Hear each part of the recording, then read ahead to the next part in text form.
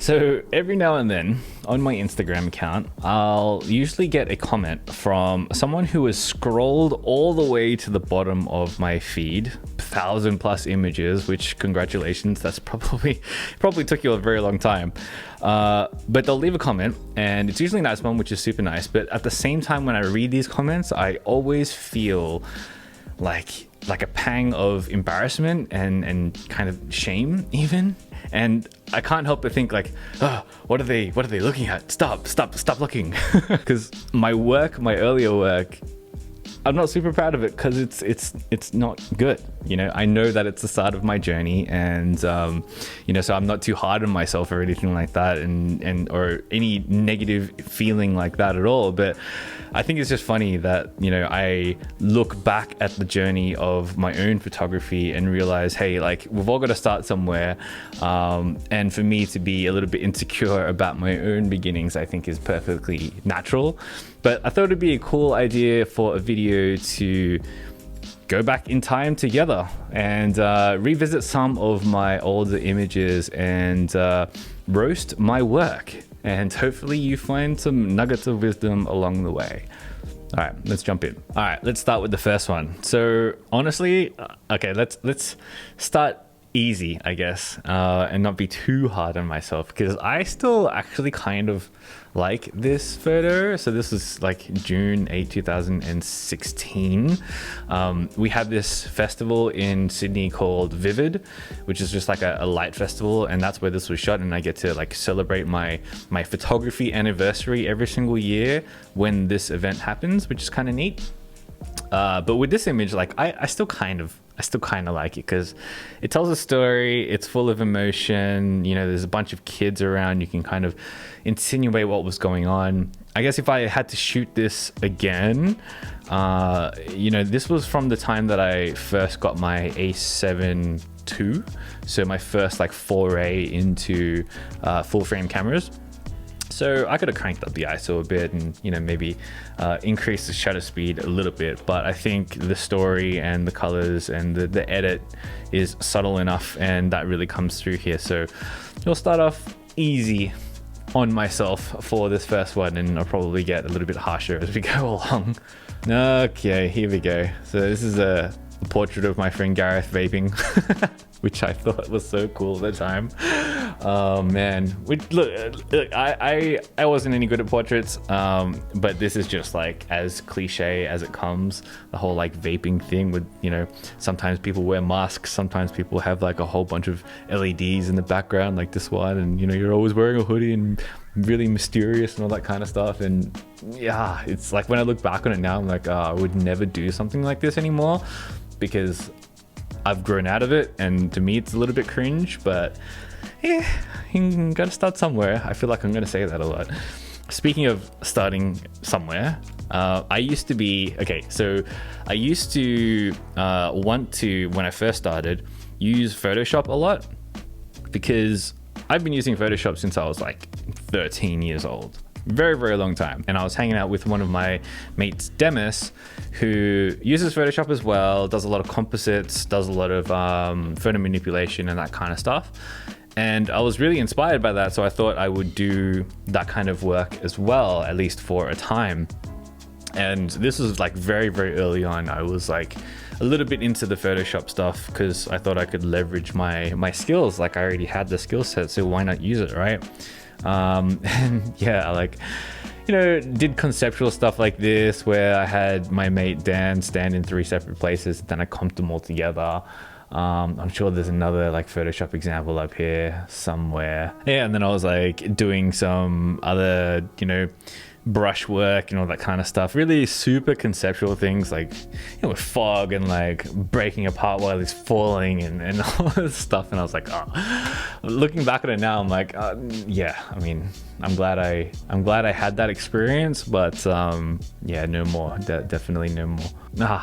Here's a Here's another staircase one. I used to shoot a lot of staircases back in the day. I used to be really into architecture, and that was the thing back in the day, like spiral staircases and that kind of look. And it was very Instagram, I've got to admit. And you know, especially shots like this where you have like a phone hanging out and that kind of pattern, I guess. Yeah, I mean, I would never do that kind of stuff now because I feel it's very cliche and it's very unoriginal nowadays. But yeah, that's where I came from. These are my origins. This is another one where I was just like, I'm just gonna do a look up in the middle of like a bunch of stairs and get this urban cagey environment, and I thought it was so freaking cool. Yeah, yeah, that's not me anymore, that's for sure. And then I went through this phase where I was like editing everything in purple. I just really loved purple for some strange reason. I really loved using purple for like skies and for sunsets and stuff like that. I don't know why I did it. It just was a thing. And whenever I look back, even in like my Lightroom catalog, and I'm like, oh, why? Like I have to do a double take sometimes of like just looking at this edit and just slapping myself in the face and being like, why did you do that? It's so silly. Nowadays it's like, okay, you have artistic license to do so. If you want to do so, that's totally fine. But you know, I'm very much more leaning to realism and, you know, what is real and what's the extent to which I can push it whilst still looking real, if that makes sense. But yeah, purple and purple skies, not real. So this image, thanks for the 1K. Wow, this is so long ago. November 11th, 2016. So I actually kind of still like this one. I've always had a affinity to like really simple images, like minimal images, and really unconventional composition. Like even when I was a graphic designer, I would always make these really unconventional compositions just because I like quirky. I like stuff that's a little bit different. And this kind of image, I actually kind of dig this image. One thing I would definitely change though is that you can see a whole bunch of like halo across the bottom here because I just went way too ham on that clarity. And I probably upped the clarity so that I could like, you know, make the stars stand out a little bit. All of this stuff is real, by the way. This is the moon, and this was a torch that, who was it?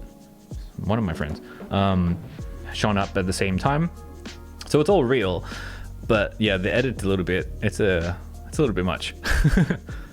This one. So remember back in the day, I don't know if you guys remember, back in the day, reflections used to be like a really huge thing, like super popular. And I guess you still kind of see them every now and then. But this is one of the images that for me went incredibly viral, and really like accelerated my growth on Instagram. But it had so many Photoshop elements in it that I'm embarrassed to say, because, you know, back then I was like, okay, I'm gonna photo manipulate things and all that kind of stuff. Now it's kind of like I wouldn't touch that with a 10-foot pole. But here you have, you know, the Sydney Opera House. These are all real, like the light's real, but all of this reflection down the bottom is fake. And then all of the stars up here and that kind of stuff, like anytime you see a city image and it has stars in it, it's fake. Like you're never going to get stars in a city because there's just way too much light pollution. So yeah, don't be deceived, just like this image. Oh, this one. So this is when I first got the Mavic Pro, when it first came out. I used to live in a suburb where there was a train line crossing a river, and I thought this was like the coolest shot ever. Which, look, at the time, like drones weren't really that popular and that big at the time. So this kind of perspective was really, I guess, at the time unique. But if I had to shoot this again, I would probably, you know, it's not too bad. Maybe I would actually censor it. I thought I was being cool by putting it on the left third. I would probably censor it and maybe catch this train a little bit shorter, a little bit earlier, maybe in between that pole and just have that yellow bit here or something like that. And then maybe try and accentuate it a little bit, or maybe just shoot it at a different time. I am pretty sure this shot is at like midday or sometime in the afternoon or something like that. And there's a huge vignette on it as well. I was really into the vignettes back in the day. I was usually like doing very, very heavy edits back in the day as well. So, all right, what is going on with this color palette? What was I thinking? What is this? It kind of looks like a render, because I've like upped the clarity so much that you can just, I don't know, there's so much detail and sharpness everywhere. It's crazy. And this is actually a long exposure lookup, which I thought was kind of cool at the time. There's a lot of red, there's a lot of blue, both colors that aren't exactly in the city, so it's very stylized at the same time. Yeah, I don't know. Oh, here I go again with the conceptual stuff. So I got my friend D to like pose in a bunch of different positions, and then I comped them all in at the same time. Oh, I also used to have this this hashtag life at 10mm, which was super interesting because at the time I was like the only person on Instagram that I knew who owned this lens, and shooting at 10mm is just so gigantically wide, and I loved it. I thought it was really, really cool. And you could get some really, really cool perspectives from it, but it was just a pain in the ass to use, and it wasn't sharp. It wasn't a very good lens at all, but it was definitely interesting. It had a lot of character. And there I go with the purple again. I mean, I know that sunset was absolutely crazy and really, really orange and, you know, super burning. But yeah, it wasn't purple. Oh, so much purple and stars. Oh my goodness. Yeah, the whole like Photoshop star thing, just why? Also, this image is like, okay, for a person who likes architecture, your lines need to be straight, man. Like these are not straight lines, and this kills me now that I'm looking at it. This one, purple, bro. The sky's not purple. Whoa. What? What? Purple again. This entire video should just be called "Why did Pat Kay use so much purple in his earlier work?" The worst part about this one is that my mum has this printed in her house on the wall somewhere, and every time I look at it, I'm like, purple. Why, Pat? Why? Anyway, I think that's enough cringe for now. At least that's more than I can take right now. So I'm going to end the video there. I hope you guys got some nuggets of wisdom, or were entertained, or something. I'll see you in the next video, but until then, get out there and make something that matters. Peace.